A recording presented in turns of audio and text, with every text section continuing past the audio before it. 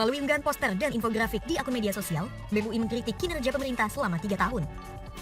Koordinator Bidang Sosial Politik BEM UI, Melkisedek Huang, menyatakan kegagalan kinerja pemerintah dalam 8 poin.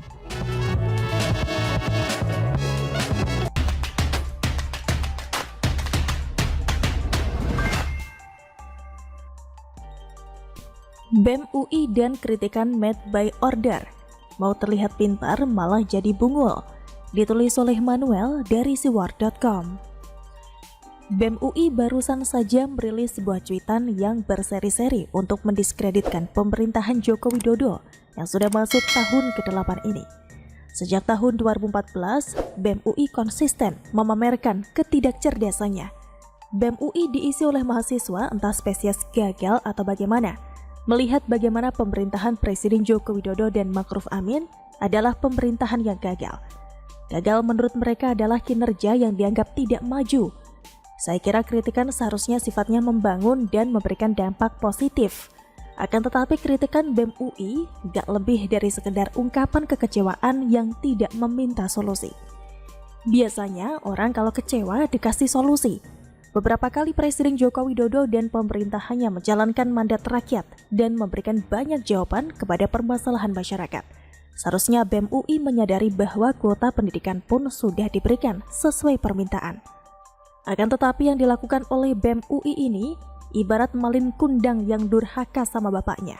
Selama Joko Widodo memerintah, BEM UI ini kerjaannya hanya sibuk mencibir. Apalagi ex-ketua BEM UI yang legend, namanya Za'adit Taqwa, legendaris ketidakcerdasannya. Orang-orang yang ada di BEM UI memiliki cara pandang dan pola pandang yang sempit. Selama ini orang-orang lulusan UI kebanyakan jadi bawahan orang-orang lulusan UGM. Ini fakta yang tercatat di dalam sejarah. Fakta di mana orang UI tidak pernah bisa melampaui orang UGM. Dari Soekarno sampai Joko Widodo, tidak ada orang lulusan UI. Semua berasal dari non-UI. Mungkin penyebabnya adalah nasib. Presiden Soekarno adalah lulusan ITB yang dulunya adalah teknis di Hogeschool de Bandung dengan jurusan teknik sipil. Tahun 1921 dia sempat masuk dan keluar, kemudian masuk lagi di tahun 1922 dan lulus di tahun 1926. Presiden Baharudin Yusuf Habibie pun juga merupakan lulusan ITB pada tahun 1954. Dulu ITB namanya Universitas Indonesia Bandung, tapi bukan UI Depok yang isinya orang-orang yang jadi pembantu pemerintahan. Pembantu, not. Presiden Abdurrahman Wahid yang dikenal dekat dengan panggilan Gus Dur juga merupakan lulusan Universitas Kairo, Mesir. Dia memahami agama sangat dalam, sehingga bisa memunculkan pandangan bahwa toleransi adalah level tertinggi dari agama. Presiden Megawati adalah lulusan Teknik Pertanian Universitas Pajajaran. Sampai di sini, tidak ada UI, dan sejarah tentu akan mencatat betapa nasib lulusan UI gak akan bisa jadi pemimpin ultimate di sebuah pemerintahan. Presiden Joko Widodo adalah lulusan UGM, Teknik Kehutanan. Dia menjadi presiden yang saat ini memimpin dan mendapatkan cibiran keras dan bacotan dungu dari BEM UI. Seharusnya BEM UI ini bisa bercermin. Jangan-jangan selama ini UI gagal karena memang isinya orang-orang yang made by order. Kelihatan banget kritikannya sangat pesanan. Kenapa? Karena begini, kritikan bacot keras itu selalu menyasar kepada Jokowi pada waktu politisi busuk sedang ingin melancarkan serangan. Kelihatan ada orderan dan gak kelihatan organik, sangat dibuat-buat dan tidak jelas. Apalagi kritikannya ke menteri, gak ada menteri dari Nasdem. Apalagi kritikannya ke menteri, gak ada menteri dari Nasdem. Kenapa gak kritik Anies yang maju capres padahal main SARA? Saya yakin banget BEM UI sudah kesusupan radikalisme dari HTI. Bisa dibuktikan kok hal ini kalau mau. Bagaimana menurut Anda? Menyalurkan pinjaman kepada teman impian Jaya Ancol sebesar 1,24 triliun rupiah. Kredit ini disalurkan dalam 3 tahap, yaitu 389 miliar rupiah untuk modal kerja, 516 miliar rupiah dan 334 miliar rupiah untuk kredit investasi.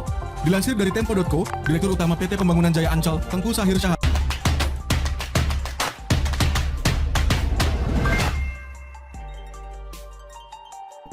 Kisah Tuyul Ancol tidak kalah dengan kisah jin penunggu Candi Hambalang. Ditulis oleh Jaya Wijaya dari siwar.com. Indonesia memang kaya akan cerita-cerita rakyat atau urban story. Walaupun banyak yang fiktif dan tidak bisa dibuktikan, tapi tetap saja kita bisa mengambil hikmah dari cerita tersebut. Contohnya soal jin yang bisa mengabulkan 3 permintaan. Tidak jarang permintaan tersebut pada akhirnya meminta tumbal. Hal ini mengajarkan kalau sesuatu yang instan tidak akan bertahan lama dan kadang bisa menjadi malapetaka. Orang miskin yang tiba-tiba kaya pada akhirnya akan jadi miskin lagi karena tidak punya dasar mengelola kekayaan. Ada juga yang berisi pesan moral, misal jangan berdiri di depan pintu, nanti susah dapat jodoh. Pesan seperti ini tujuan awalnya adalah agar tertib dan tidak suka menghalangi jalan orang lain. Tapi seiring dengan perkembangan zaman, cerita ini bisa mengalami berbagai modifikasi dan mengikuti kondisi zaman sekarang. Contohnya kisah tuyul yang akan penulis bahas kali ini. Kalau dulu tuyul ini dipelihara untuk membuat pemiliknya kaya, karena tuyul punya kemampuan mengambil uang orang tanpa terdeteksi. Kalau sekarang, tuyul ini malah yang dibuat kaya oleh pemiliknya. Dia diberikan jabatan sebagai komisaris PT Ancol dengan gaji fantastis. Kalau dulu tuyul membuat orang yang memperkerjakan kaya, sekarang tuyul membuat tempat dia bekerja malah hutang 1,4 triliun rupiah. Berikut hasil kerja sang tuyul tersebut. Komisaris Utama PT Pembangunan Jaya Ancol Tbk, Thomas Trikasih Lembong mengungkapkan utang Ancol kini sudah tembus 1,4 triliun rupiah. Utang tersebut membengkak akibat dampak pandemi COVID-19 dan minimnya inovasi bisnis perusahaan. Gimana tidak hutang 1,4 triliun? Gimana tidak minim inovasi perusahaan?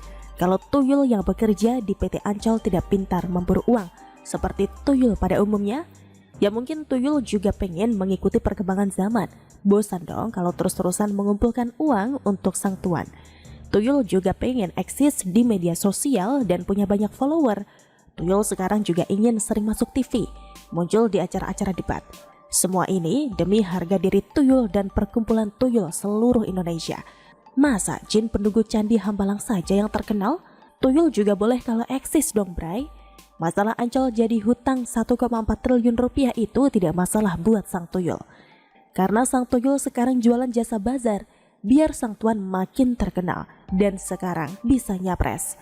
Kalau dulu uang raib oleh tuyul, sekarang tuyul jualan jasa agar borok-borok sang tuan yang raib dan minimal teralihkan oleh pengalihan isu si tuyul.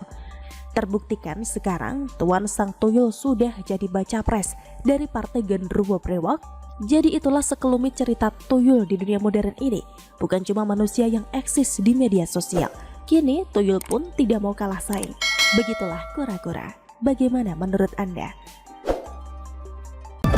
Pada 2009, SB disebut menjadi pengusung agar partai-partai politik koalisi menyetujui kenaikan ambang batas 20% dari yang awalnya 4%. B ingin kembali menjadi presiden periode kedua.